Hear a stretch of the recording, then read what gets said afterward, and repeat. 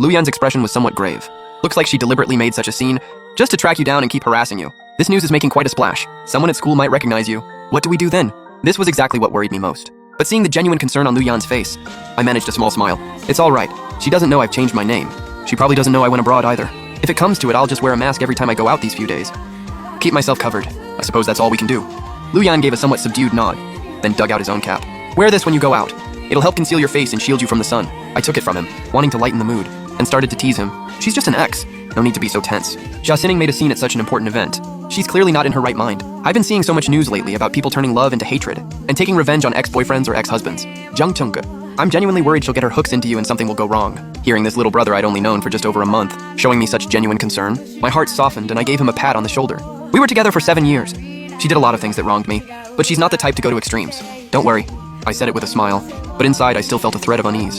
He wasn't sure how to comfort me, and after racking his brains could only come up with a few words. It'll pass. Zhang Chengge, you've already pulled yourself out of the mud. Just keep moving forward.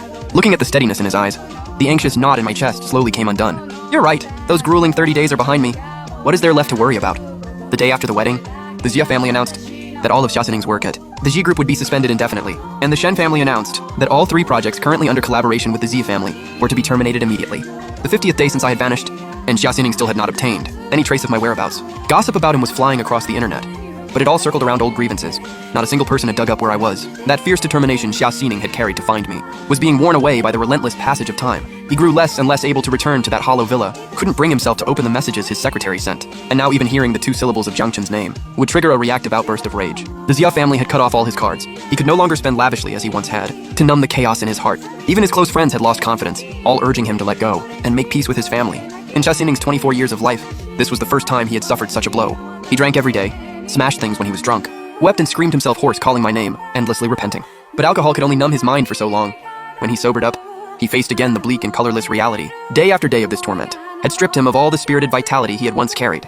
On New Year's Eve, Shiaoning sat alone in a bar drinking, quietly declining call after call from his father, and finally simply switched his phone off. By the time the early hours arrived, drunk and foggy-headed, he returned to the villa and thought of me again. Every year before this on New Year's Eve, after eating the reunion dinner with his family, he would come to the villa to be with me. I would have a whole table of good food ready, and we would welcome the new year together. The 2 of us curled up on the sofa, watching the sky outside fill with fireworks, wishing that we would be together, year after year after year. Now the fireworks were blooming again, and all that kept him company was the floor strewn with empty bottles. Through the window, Shiaoning gazed at the bustling scene outside, and a boundless desolation pressed in on him. When the clock struck midnight, he opened his phone and sent me a New Year's greeting. Ding! The old phone of mine, sitting on the table lit up. He picked it up, tapped the little red dot, and sent himself a Happy New Year back. Seeing that familiar avatar send a greeting, Shiaoning felt the anguish inside him ease, just fractionally. Now this was all he had left. This performance of his own making, a script he wrote and played out alone. Then at his most anguished moment, someone suddenly brought news of me. A friend from his social circle, studying abroad in Melbourne, had mentioned in passing over drinks that she had seen someone at the university who looked very much like Jiangchen. This piece of news jolted Shiaoning back to life.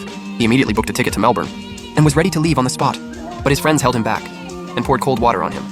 Xining Ji. Now that you know where she is, she's not going anywhere. The urgent thing right now is Gu Haoming. If you don't deal with that first, how will Jiangchen ever forgive you? One sentence snapped him out of his daze. Xiaoning.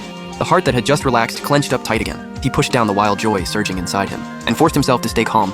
His friends offered one idea after another, but not a single one was workable. In the end, he decided to handle it himself. Xiaoning went directly to the hospital. He had decided to deal with Gu Haoming once and for all. 30 minutes later, he looked at the barely breathing Gu Haoming, sent the bodyguards out, and prepared to let Gu Haoming die slowly in pain. Xiaoning got to his feet, unhurriedly wiping the blood from his left hand, utterly composed, as though the carnage around him had nothing to do with him at all. Once he finished, Xiaoning glanced at his watch and stepped toward the door to leave. He had barely taken a step when a tearing, gut-wrenching pain exploded from his calf. He crashed to his knees, his face contorted as he twisted to look, and saw that Gu Haoming, barely alive, had gone completely feral. He wrenched the fruit knife out of where he had plunged it into Xiaoxining's leg. Blood and spatter soaking his already ruined shirt a deep crimson. The thick reek of blood in the air assaulted his senses. All he could see was the face of the person who had demolished his entire life beyond recognition. This was the last, the only chance for revenge. Gu Haoming's mind was eerily clear.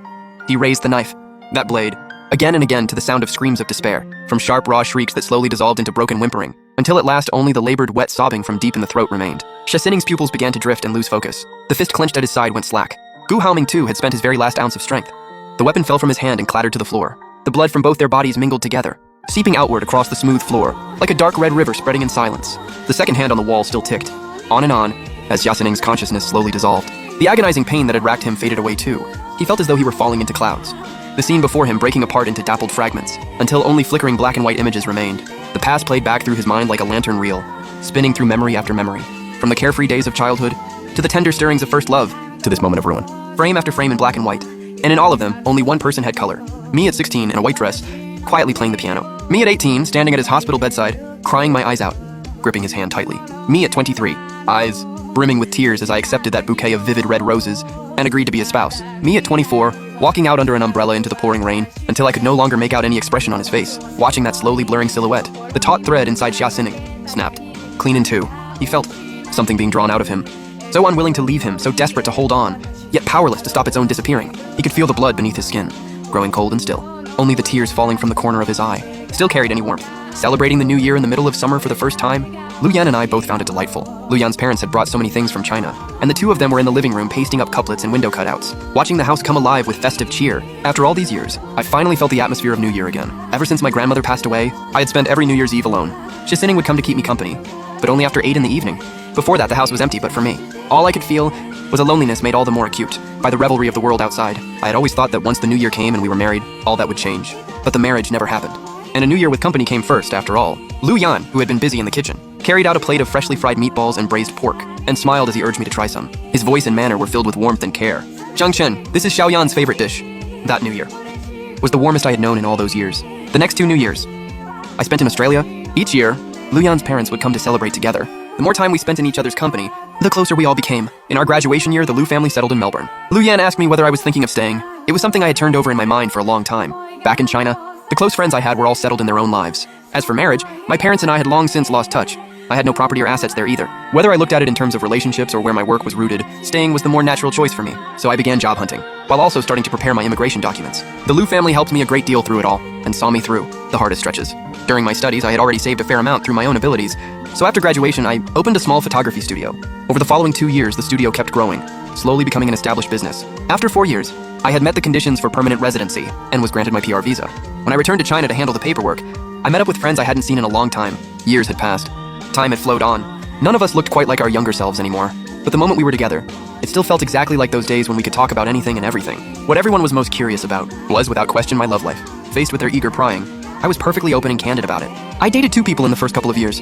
Things ended with both for various reasons. My current girlfriend and I got together last August. She's 2 years younger than me, but her character is very mature. I shared the details of our relationship and passed around photos and videos for everyone to see. Looking at the two of us on the screen, clearly well matched, everyone broke into warm, contented smiles. After a good while more of easy chatting, someone suddenly brought up Shiaoning. "Hey, have you heard? Shiaoning is apparently gone." The words hit me like a jolt. These past few years I had been absorbed in my studies and work, rarely following news from home.